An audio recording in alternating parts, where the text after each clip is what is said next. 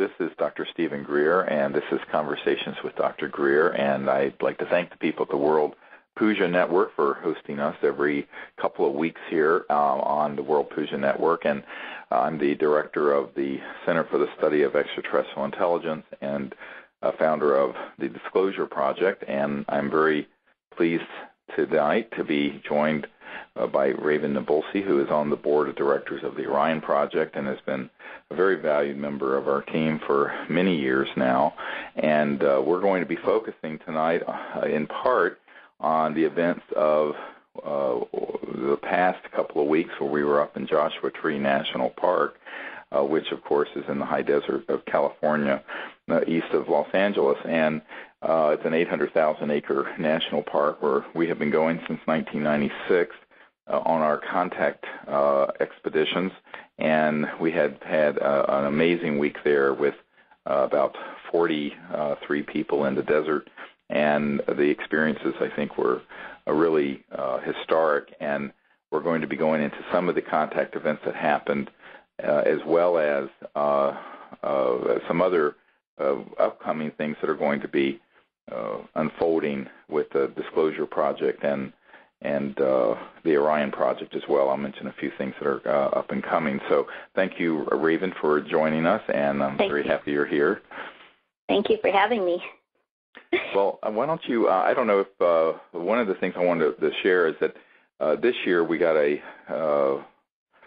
we were in an area of the national park, and on the very first night after we had gathered and had dinner, which is our tradition for the first day, which we hosted at our home near the entrance to Joshua Tree, we went up to this site that we had been approved to go to with our group, and we set up, and of course we're going through the protocols, and we immediately started having a lot of electronic activities with the detector systems, the radar detectors, and the other electromagnetic systems, including the magnetometer.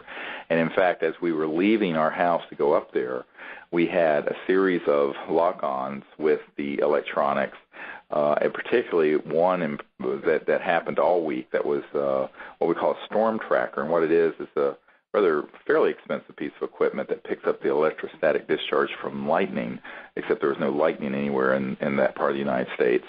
And it is typical of when an extraterrestrial vehicle is operating nearby and is sending out a pulse into that particular detector, and it's often transdimensionally, so it's actually working into the circuit. And what started happening was that the same thing that we discussed in England, where when we would be moving from one point to another, this storm tracker electronic detector would go off at key points where we would make a turn or when we were coming up to an intersection or what have you, as if to say, we are completely locked on to where you guys are. And so from the time we left the house until the time, in fact, the whole week, this was something that was actually phenomenal and happened every single night. And actually, Raven was in the lead car that we were in, that my team was in, and saw this happen. One day, in fact, as soon as we entered the vehicle, we had these electronics go off as soon as we closed the door, and we're just starting to head out. And it's really quite remarkable, because what we have found is that the interstellar civilizations that are observing Earth, once you open up sort of a link to them in higher states of consciousness, they completely have the ability to go inside these electronics and rather discreetly, in a sense, let you know that they're with you. And it's phenomenal, because we're in the middle of this 800,000-acre national park. There's no man-made source for these to be going off, and we're having this kind of tracking event take place from the minute we arrived at the national park and we're leaving. We also had a sighting of an object that came out of the sky and went right in near the right of the vehicle, right above the ground, like a brilliant white orb-like object as we were coming into the park that first night, I recall. And so at that point, of course, we knew that we weren't going to be alone. Exactly. I'm always so amazed that because that what you were saying happened every single night. It's not coincidental at all. It's just as soon as we are gathered, we get in our vehicle, the tracker went off, and I remember seeing the disc that went into the ground as we were driving into the park, and at the same moment, the detectors had gone off in our car when that happened. So they're just right there with us constantly. And even before the entire program started, we were there the night before, and we had all kinds of objects lighting up in the sky and a lot of electronic anomalies in the house. That's right. I forgot about that. In fact, we got there a day before the training started, and we were at one point outside, and there was a brilliant flash that happened within feet of us while we were out near the pool of this house. So what we find is that as soon as we kind of set up in an area, we start having all kinds of anomalous electronic tones, objects that appear in the sky, as well as objects that appear very near us that are transdimensional. Is what I call this phenomenon of objects that are in the area going faster than the speed of light, not traveling, but just hovering or resonating, and they will burst into linear space-time. And, one of the things that I always try to explain to people is that if you're an interstellar civilization, you don't have to be in a solid materialized form that would be visible in its full materialized aspect. In fact, most of the time they're not. And when they do, of course, it's a big solid object, which we, of course, have seen and photographed and videotaped. But often there will be these other types of phenomena going on that are quite mysterious and are actually more elegant, because we know that there are a lot of military operations that track from space these extraterrestrial vehicles. And in fact, just before we left to go to Joshua Tree, I was meeting with a senior scientist who works for the Department of Defense in Washington, and with some other folks. And this particular scientist shared with us the fact that a general at the Defense Intelligence Agency had recently, in the last couple of months, been briefed on the fact that we had Star Wars-type weapon systems that were targeting and were fixed on extraterrestrial vehicles, but that also he had confirmed to him that out in deep space, somewhere in our solar system, it wasn't disclosed to us exactly where, was a massive extraterrestrial station of some type. In fact, the word station was used, and that it was clearly of artificial extraterrestrial origin, and that the general was very shaken by this, because he realized that there was a whole lot of nonsense going on with the SDI and Star Wars program that was really dangerous and very ill-advised, but it was really kind of out of his hands. And this particular scientist, of course, had been privy to these events, similar sort of data and what have you, from many years in the past. And he was sort of surprised that this senior general had just come across this information. And one of the things I point out to people is that there is that sort of a secret government within the government that runs these things, but they're frequently targeting and tracking these extraterrestrial vehicles even as they emerge out of a transdimensional state into linear space-time.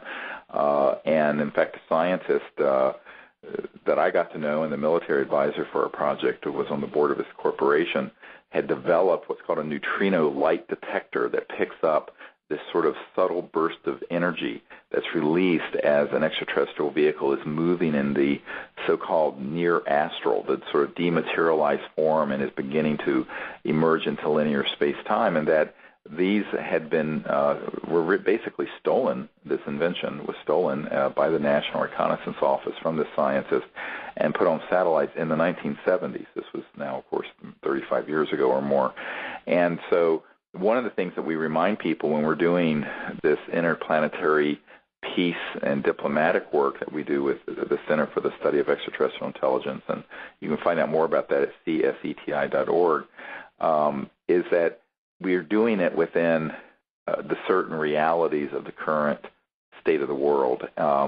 And even though the general public doesn't know what the state of the world is on this subject because it's been wrapped in so much secrecy, the reality is that we know that this monitoring goes on, but the extraterrestrial civilizations are so advanced in their understanding of consciousness and technologies that interface with consciousness and things that go faster than the speed of light and are beyond the material linear space-time continuum, if you want to look at it that way, that they're able to interact with us in ways that are quite beautiful, whether it's through our electronics, through tones that appear around us. And all of this actually happened in a couple weeks ago while we were up at Joshua Tree National Park. Yes, that was one thing I noted on this trip in particular. There was quite a number, almost every evening, where we had anomalous tones that were these very high-pitched electronic sounds, and we even had them in our house as well while we were eating dinner one night. And it's you just wonder what it is, if it's a form of communication or if it's a packet of information that's in this one single tone. But I think it's very fascinating that every time we go on a trip, it's like there's sort of a new level of unfoldment of how the contact is made with the ETs. Well, in fact, on that first night, your husband, if you want to relate what he saw after he had the detector in the house go off and what he saw during that event, while at the same time there were two other members in the house who were having lucid dreams regarding contact with the ETs. Right. Gosh, I might have forgotten what he told me, but I believe he got up and he looked. Well, it was your detector had gone off in your room, and then he got up to go to the bathroom and looked out the window, and there was this brilliant blue-white orb that was just a few feet from the window of the house that was shaking and just flashed in very brilliantly, which is very similar to what I had seen before we had gone to bed that night. Exactly. And at that exact time, another member of our team, Emery, and I were having very lucid dreams with specific extraterrestrial beings that were kind of dovetailing dreams. And, of course, one of the things I talk about is the connection between lucid dreaming when you're awake in the dream, because the dream state, when you're actually flying or having this very lucid awake dream, you're actually operating with your astral body and consciousness. And, of course, the Vedic masters all understood this, as do the Aboriginals in Australia had a term for this, dream time, as they called it. And what's interesting is that extraterrestrial civilizations, because they're moving faster than the speed of light, they're dealing with multiple dimensions with their technologies, and this includes the sort of subtle energy of the astral area of energy, and this is why so many people have amazing lucid dreams involving spacecraft and extraterrestrial beings, because when you're in the dream time, you're more open and have, in a sense, more freedom because of the nature of the conscious universe and the astral aspect of yourself. And it was interesting because at the exact instant, because we noted the time, it was like 10 after 3 in the morning, that your husband saw this object outside the house, just a few feet from the house, that flashed, and this sort of blue-white electric energy. This other member of our team and myself were having these very lucid dreams with specific ET beings, and this is very unlikely to be a coincidence, is my point. Exactly. Now I'm glad you jarred my memory. There's so much happened during the week, it's hard to keep track of it all, but I also remember that night it was difficult to sleep, and I remember waking up just prior to the detector going off and asking if they were still here, and then the detector went off, and it woke up Todd, and then he, that's when he saw the craft outside. Exactly. You were having the experience in Emory, so. The first night we were out, one of the bizarre things that happened, and of course, being this head of disclosureproject.org and the orionproject.org, there's always been a lot of monitoring of what we're doing, and at times interference by the intelligence community or shadowy interest. And the first night we were out, had set up, and we were in the process just about to begin the first remote viewing and meditation, where we use this protocol that we've developed to go into deep, unbounded mind and then remote view in space with consciousness where these extraterrestrial vehicles are, and then invite them or sort of vector them into where we're located. And we actually show them sort of a vector from where they are in space right into, say, if we're Joshua Tree National Park in a certain area, we show them exactly where our circle is. And at this point, of course, there were about 43 people there. And we also have these really bright lasers that we send up into space that will go 100 to 200 miles into space in clear air, and also these electronic tones that we've recorded not only from our contact, where we've had these beeping sounds, but as we did a few weeks ago with Charlie Baylog on this show, but also we have new ones that have just occurred this week in Joshua Tree.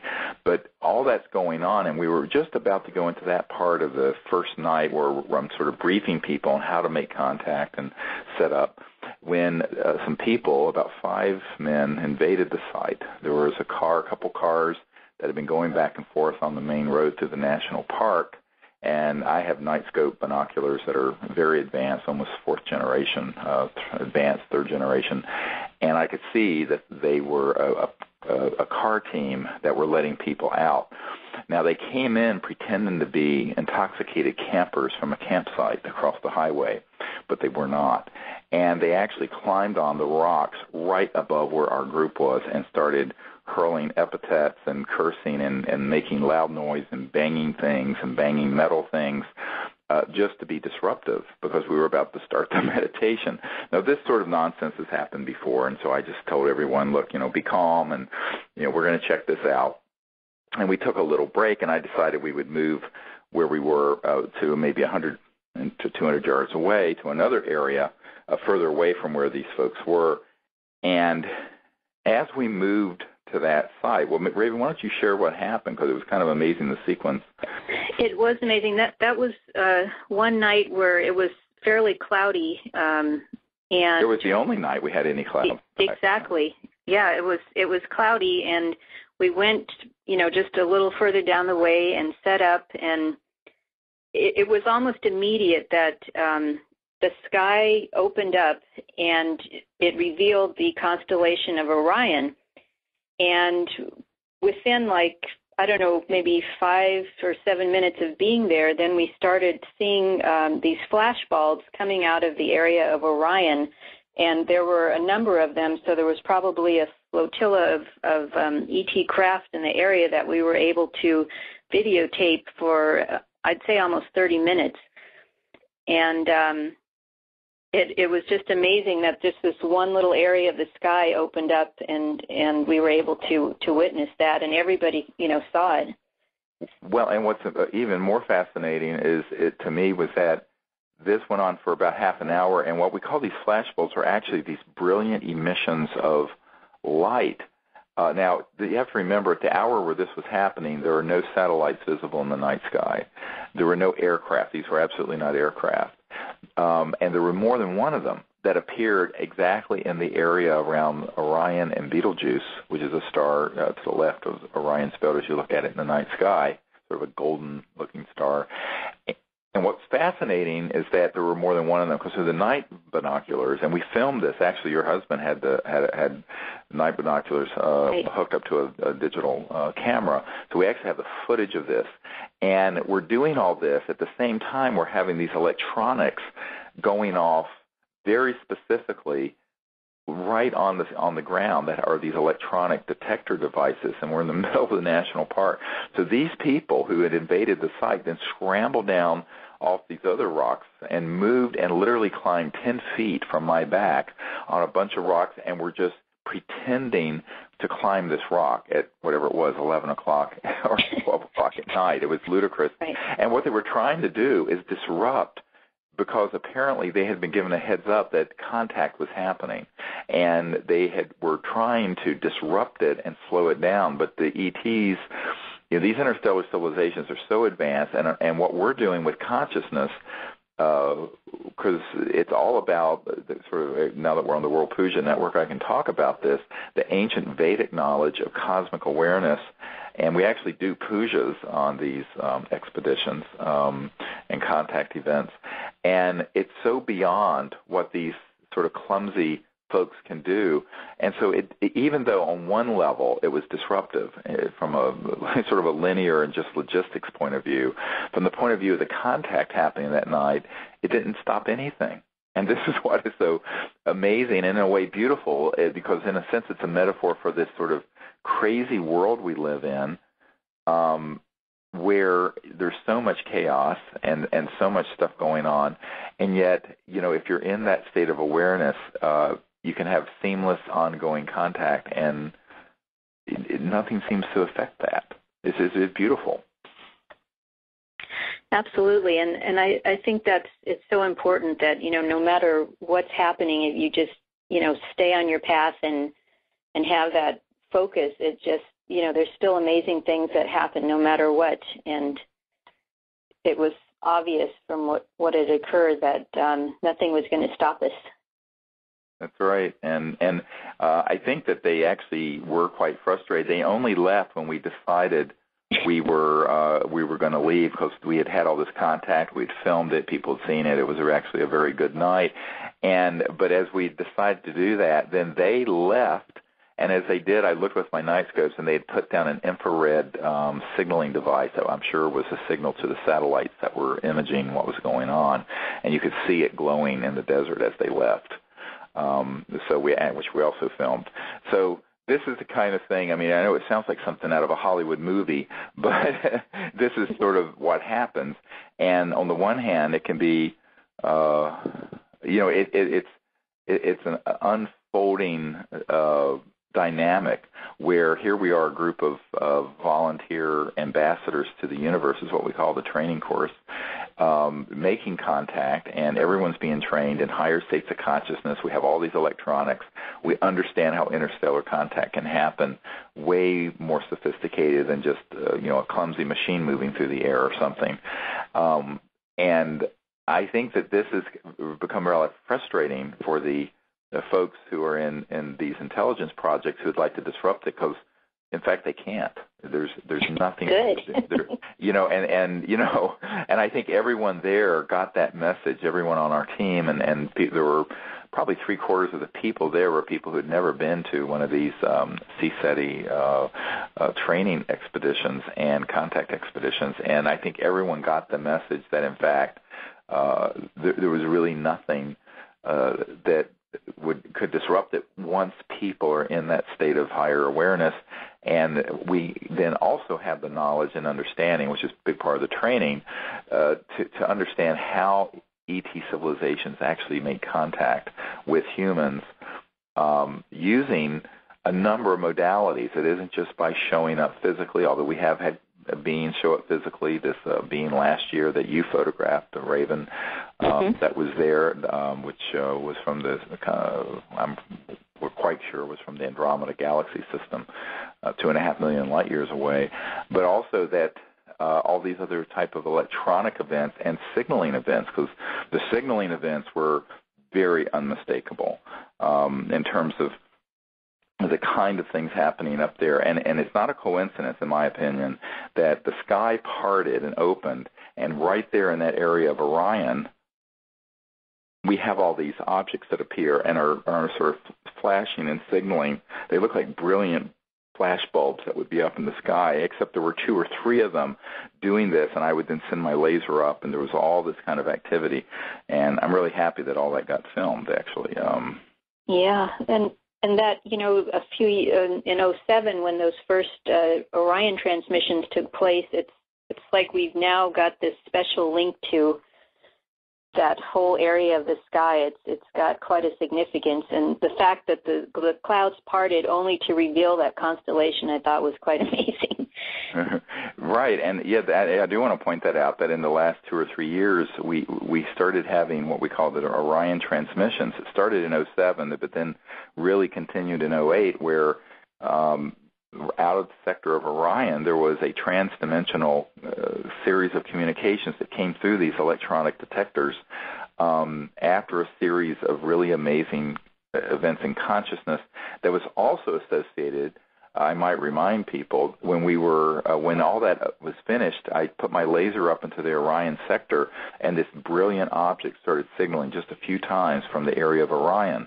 And so, there in many traditions around the world, the Sirius and the Orion constellation, which come up right after, of course, the Pleiades and Taurus, are associated with civilizations that had brought teachings of higher consciousness and knowledge to Earth in ancient times. And I'm inclined to think that's true because of the experiences we've been having out of that sector of space.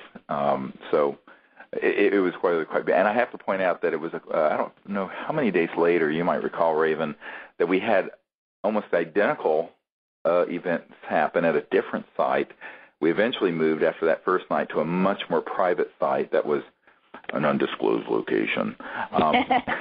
You don't have a need to know. Yeah, exactly.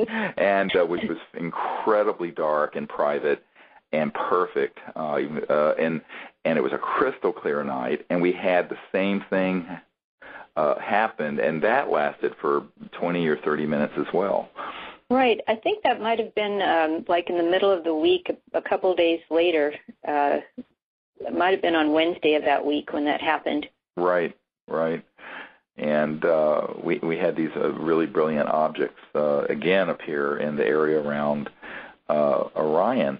And this was at a site, I have to say, where we had an event take place that was very similar to the year before. Now, to remind people who haven't been following this saga, last year in 2009 when we were at Joshua Tree National Park, we were at a different site than this remote site that we found this year, but not that far away. And we had been out in the field at a break, and there was an orb that was about the size of a baseball that lit up right beside us as we were out in the field taking a break, and it materialized and floated beside us for just a few feet, and several of us saw it, and then it vanished. And we went back up to the circle where the group was, and then we heard a series of unintelligible but very distinct male and female voices talking out in the desert. Now, I put my night scopes on it, and it was just clear air. But, this was nothing that just one person heard that was sort of a fictitious thing. It was absolutely there. And then that's when you might want to describe what that led you to take that photograph. Right. We were about ready to come back to the circle, and I sat down and I just sort of took a series of photographs, kind of being in that state of consciousness, where I asked the ETs if, to use me and my camera as an instrument, if they are able to reveal themselves at all. And I took about 7 or 8 pictures, and all of them were completely black except for one, and I noticed there was like a light in this one photograph, and I didn't pay any attention at the time because we were getting ready to reconvene, but there was absolutely no light there at all when the photograph was taken. It was pitch black. Nobody had flashlights on or anything like that. And when I went back later to look at my pictures, I saw that there was this very bright orb, just very much like the one that we saw come down the path with us. And it was creating almost a cone of light that was illuminating several chairs, and above one of the chairs was this little being, this ET that was in the photograph. And I believe the picture is on the CSETI website. It is, cseti.org is where it is. And although it doesn't look that great on the Internet, but when you see a high-definition image of it, it's astonishing. It's clearly a male ET that is hovering in this transdimensional cone of light. And it's an amazing photograph. And he's actually turning and waving at us and smiling, a very slight smile at Raven and at the group. as he's being held there. And this is the kind of thing that happens. I tell people if it wasn't strange, it wouldn't be extraterrestrial. It would be something man-made and hoax. It would be something maybe Steven Spielberg would pull out with a little bit of stagecraft. But in this case, this was the real thing. And this is what's so beautiful is what we're finding out is that there are all these ways that contact happens, and now we're actually cooperating with the imaging photographically, electronically, videos, as well as still photographs with this kind of event taking place with a whole group of people there who were, again, mostly new people. I mean, people who had not ever been out in the desert and had this kind of contact experience. And so it's really quite exciting. And I regard that as probably the most important photograph ever taken in the history of the ET and UFO subject in modern times, because there's no question that it's what we call a close encounter of the fifth kind, which is when humans invite the ETs to come, and they come. And it's not just a machine or a craft, it's the person actually in the photograph being held in this kind of an orb radiating this cone of light.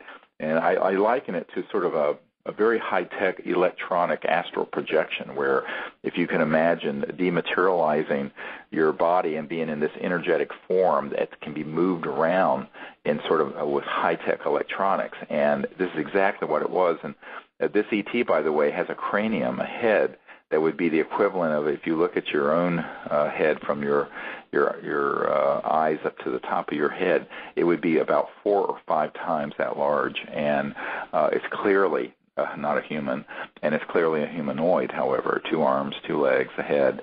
And you know, it's amazing. And we weren't, you know, so surprised that happens, because many of us have seen other evidences of these ETs around. And at that same site, a couple of years ago, there were 4 ETs that fully materialized during the meditation. And we're standing there, and people were in meditation. And then when people brought other folks' attention to it, they turned and they just vanished, but they were fully there physically. So this is the sort of thing that has happened, and we suspect it will continue to happen increasingly as conditions allow.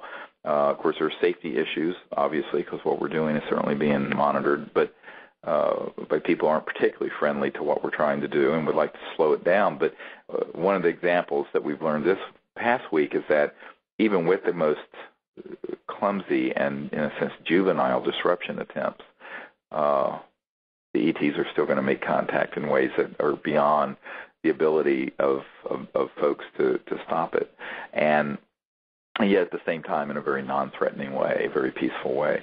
And this is the thing that we have found. And one of the points I make to folks is that there's a lot of people who say, oh, well, you know, Stephen Hawking this past summer said, you know, or spring, well, we shouldn't have contact with extraterrestrials because they may want to colonize Earth and invade us and attack us and all this kind of xenophobic paranoia.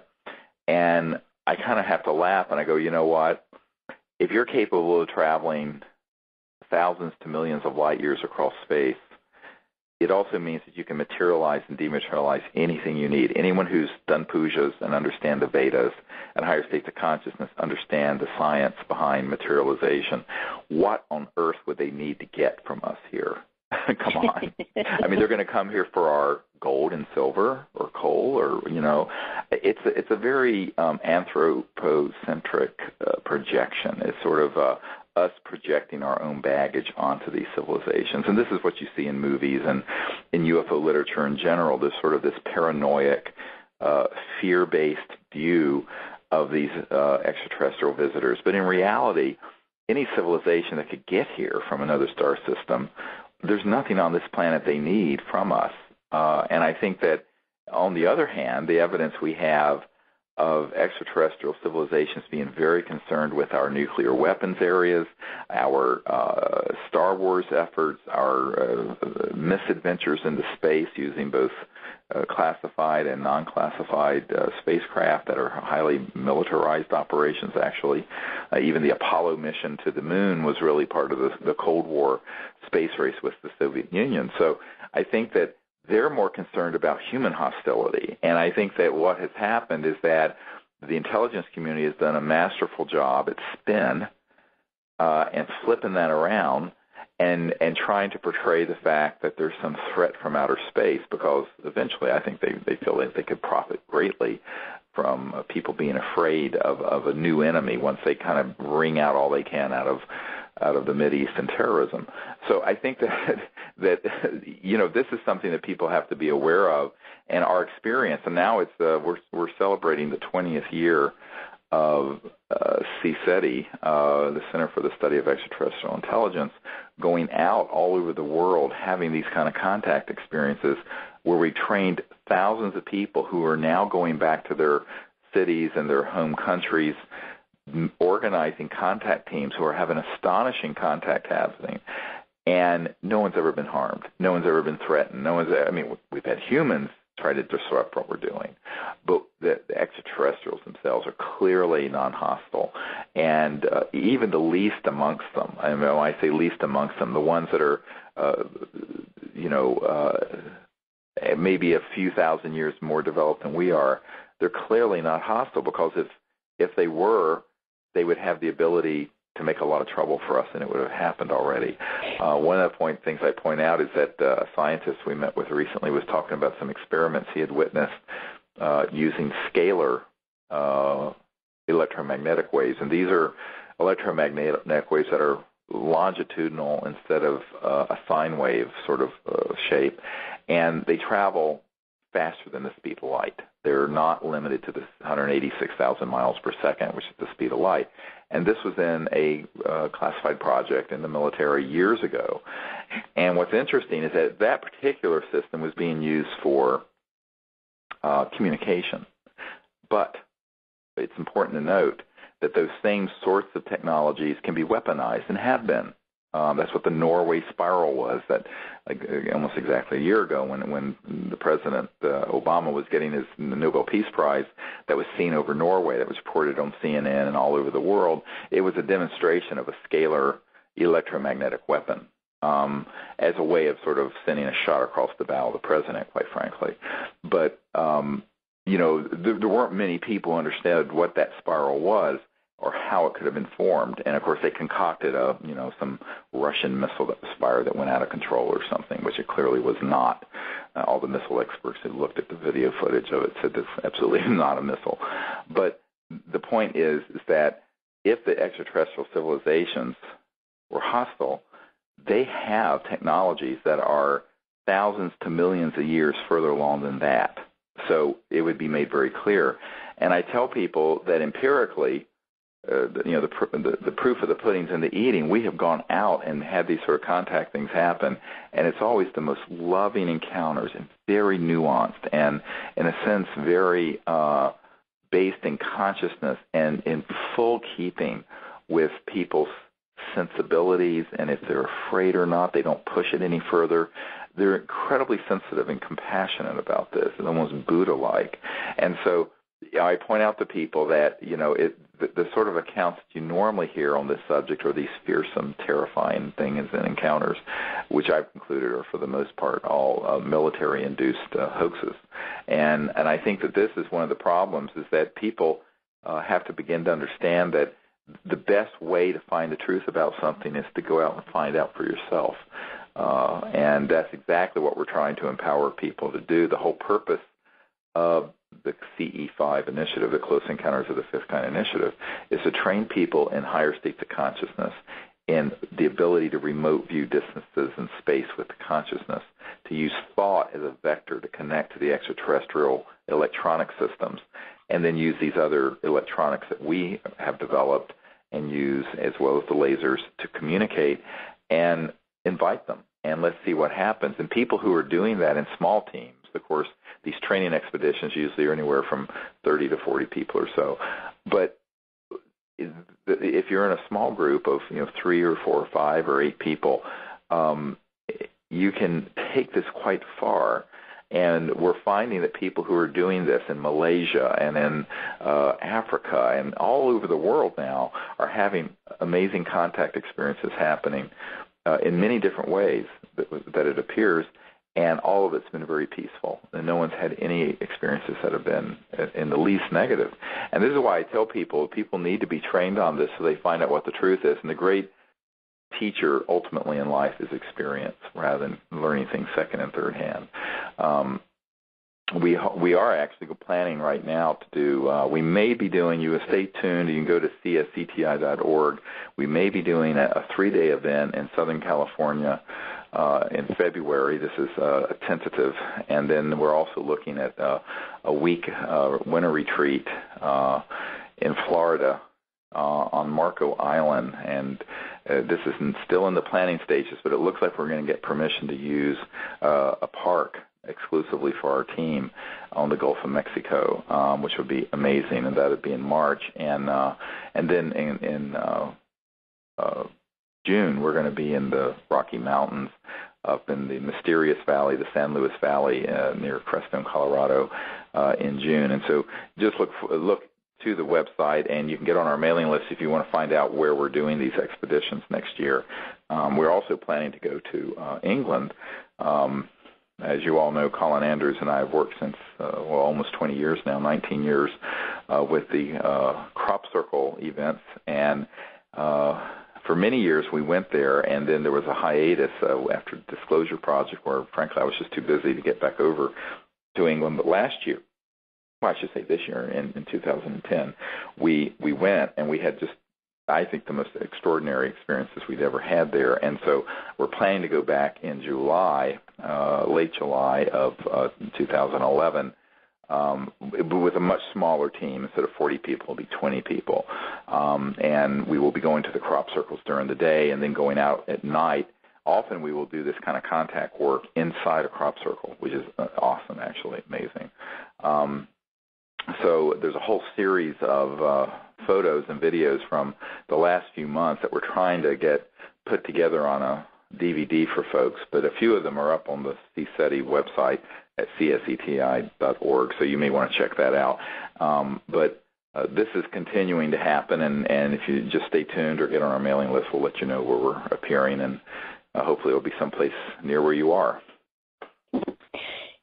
One thing I wanted to mention is you were just mentioning photographs.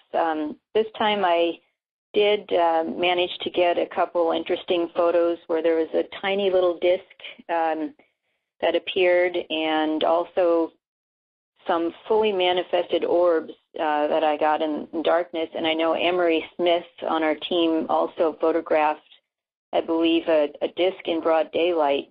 Correct. As well as some other anomalous orbs and things out in the field and at night when there was no other form of lighting.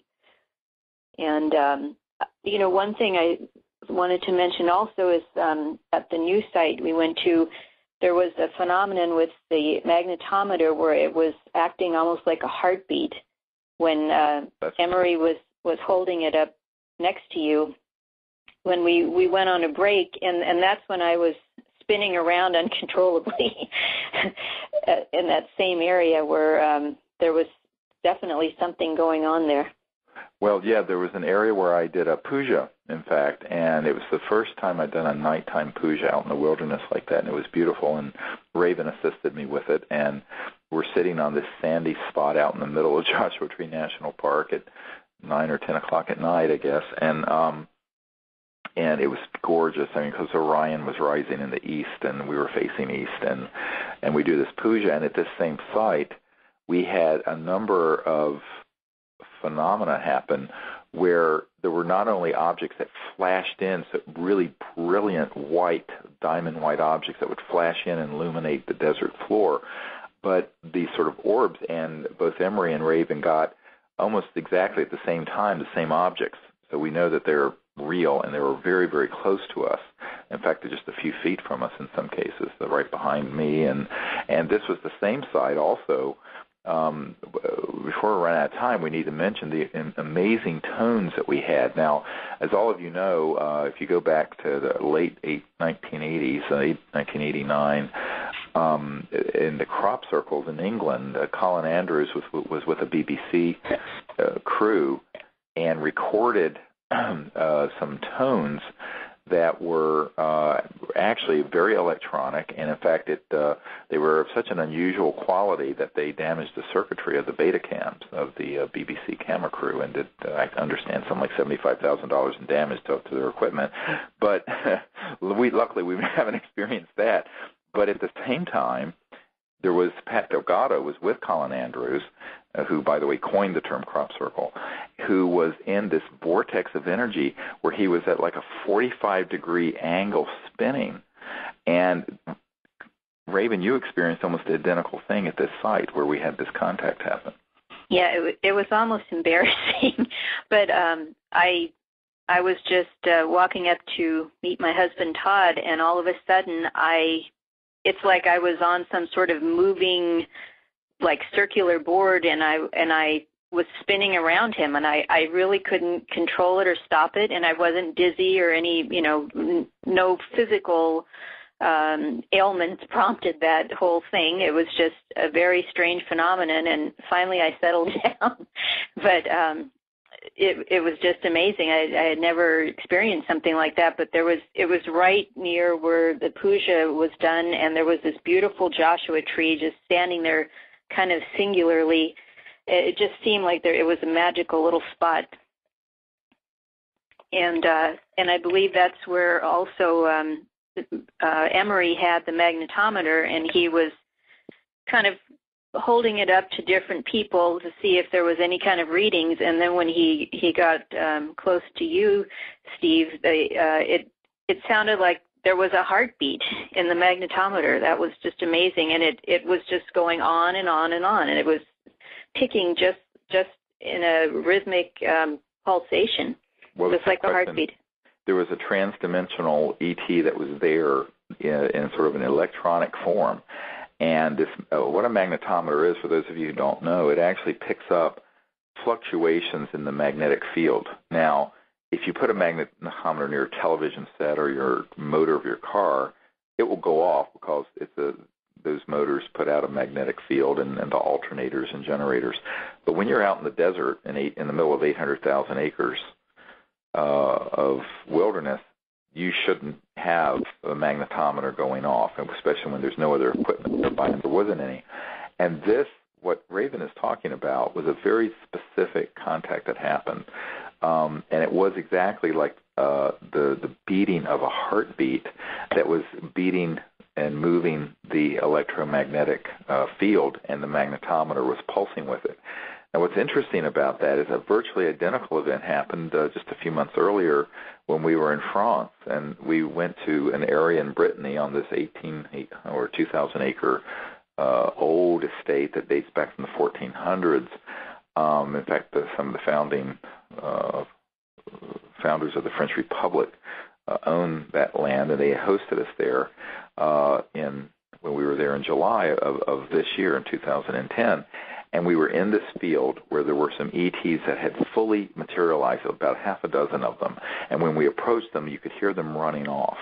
But then they sort of dematerialized and came around us. And I was holding my compass, and Emery was holding this same magnetometer, and it started doing the exact same thing. It started being beep, beep, beep, beep, beep at about 80 beats per minute. And then they seemed to get more excited, went up to about 108 beats per minute. And at the same time, my compass, the needle on it, was beating in synchrony, complete synchronously, with the magnetometer. And we're out in the middle of this huge 2,000-acre estate, in the middle of a wheat field, with this kind of thing happening. So these are the sort of things that happen. It's extraordinarily, I mean, when you hear about it, you kind of go, what the heck is this? But when you're there, it is so palpable and amazing. So it happened again at Joshua Tree this a couple weeks ago. Yeah, another incident that occurred, it was on the last night. The field on the north, there were a couple of things actually, but the field on the north end of our circle was just illuminated with just all kinds of sparkling little objects and areas, and everybody, even if people hadn't really been able to perceive much during the week, I mean, that was definitely undeniably there. And that's, in fact, one of the evenings when I got a picture of a large orb near that field, and I believe that's when Emery got some stuff too. But there were just all kinds of beings and probably a dematerialized ship in that field. I have no question that that's what it was. And in fact, when a group of us with Debbie Foch, who's our webmaster for cseti.org and disclosureproject.org, and you and Dr. Bravo and some of us were up there, we were walking back and we heard these distinct tones, and we could see these lights, and then we heard the trilling sort of electronic tone, exactly what the original tone in the crop circle was in 1989. I mean, it was right there, and we heard it twice. And what's exciting is that we had a new audio recording system that didn't pick that up, but when we were in our circle, did pick up a series of tones a couple of nights before the last night that were 3 sets 3. And it comes into this whole, we call this equilateral triangle geometry and tetrahedral geometry. But it was moving in the space right in front of where I was sitting, and Dr. Bravo and Emery and you and Todd. And these tones were just literally in the air, and they were moving. And it happened 3 different times, 3 very distinct, quick electronic tones, and they did get recorded. So we have a whole lot of new material to analyze from this particular week, that's for sure. Yeah, and there was also an occurrence one night where the horn of the car just honked by itself while we were sitting in the circle. The car was parked sort of at the edge of the area where we had done the puja, and it just went off by itself. Well, that's right, and in fact, it happened. We had seen a golden, big golden orb that had lit up right beside the vehicle, just outside the circle. And I was talking about it, and shortly after that, it was as if the ETs were accentuating it. They lit up the lights on the car and did it like the alarm system, but the keys were put away. It was something that happened. Everyone saw this and heard it. It was an electromagnetic anomaly that was clearly something quite mysterious. What's interesting is that when we were in France, this happened one evening where there were half a dozen cars where that was happening to. There was some sort of energy field moving over the vehicles. And, I mean, this would be like something out of Close Encounters of the Third Kind, bizarre. But and where they would go off, and we were going, what is going on with these vehicles?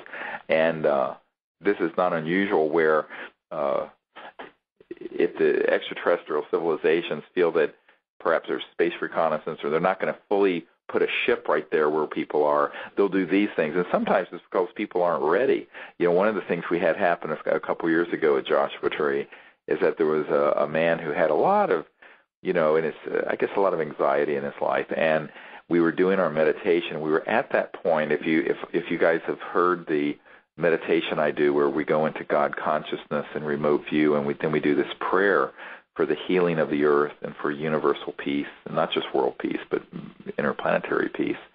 And we're in this deep place in meditation, and suddenly this one particular person in our group who had a lot of anxiety issues, frankly, but who's a wonderful person, had clearly had an ET say, would it be okay, is the group ready for us to fully materialize?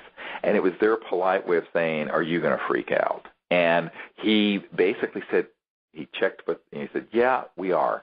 And at that instant, there was a craft that was about 15 feet above us that materialized from the east side of the circle. And it had the strangest sound to it. I'll never forget it because it made it sound like, and it floated about 15, 20 feet above us on the south side of our circle, coming from east to west, and just above a Joshua tree that was there. And it was so close, and it was fully materialized. You could hear it, you could see it. I felt like if I had stood on my chair and jumped up, I could have touched the underside of this disc. And it materialized maybe, I don't know, 20, 30 feet to our east, floated over the circle, and then dematerialized maybe 20, 30 feet to the west of the circle. And so it was just a short time, but it was like they were very careful to be sure that this particular person and the group was ready. And I think they felt that maybe he would have been the one that would have jumped out of his skin when that happened, and he was okay.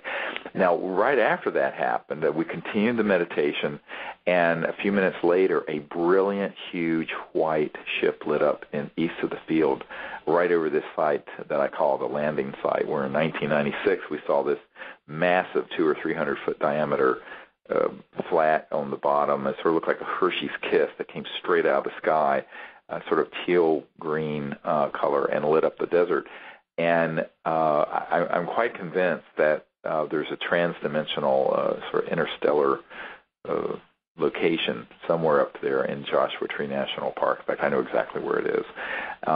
And they were showing us that. But we've had so many things happen in this same area, and luckily this site that we found for this year, which we hope to return to, which will remain undisclosed, we want to remain private, I think is really amazing because it is so private, and we had so much contact happen there in many different ways, and the sky was just stunning. It was dark, and there was no light pollution from any source in this particular area of the park.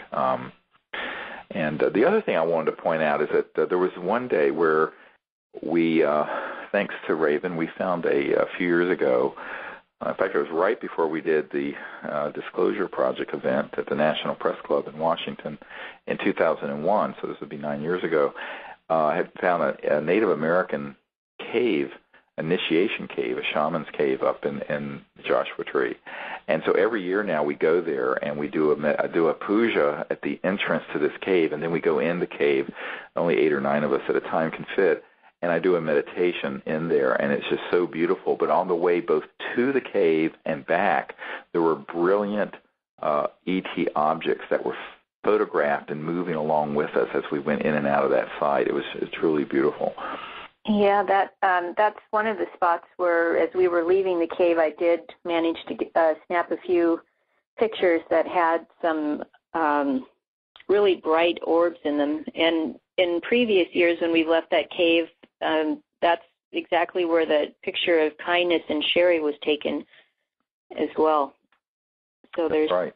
That's correct, yeah. So anyway, it was a memorable event all around, and I do want to thank you, Raven, for being there and helping so much and all your great skills. And if folks want to find out more about what we're doing, there's a book that came out just in the past year called Contact, Countdown to Transformation that has with it a DVD that comes free with the book that shows a lot of these sort of events happening. And you can get that at disclosureproject.org. And the book and the DVD come as sort of a set. And there are also the meditation tapes for learning how to do the mantra meditation as well as the remote viewing and the contact protocols that are on the same site. So if you're interested in doing this or looking into it more, feel free to visit that site, and all those materials are there. Also, there's a book called Disclosure that has the testimony of nearly 70 of these top-secret military witnesses that we've interviewed. And just as a quick note, I want to say that soon we're going to be releasing posthumously the testimony of a very important top-secret witness that I filmed some years ago, but who would not permit us to release his testimony until he passed away. We have just received a death certificate and a note from his wife, who survived him, saying that it was his wishes that after he passed away it be released, and we do have a copy of the death certificate. And so this is something we have pulled out of mothballs and we will be releasing. So stay tuned for that. It's a very important testimony from this military and corporate contractor who has a lot of information on this subject. And there'll be more of these forthcoming.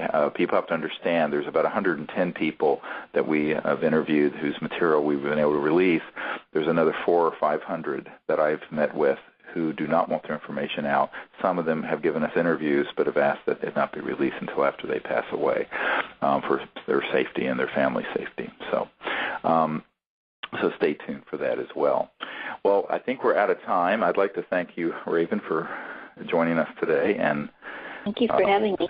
Oh, and thank you all at the World Puja Network for hosting us here, and we'll be back in a couple of weeks, and until then, keep looking up, and God bless. This is Dr. Stephen Greer with Conversations with Dr. Greer. Good night.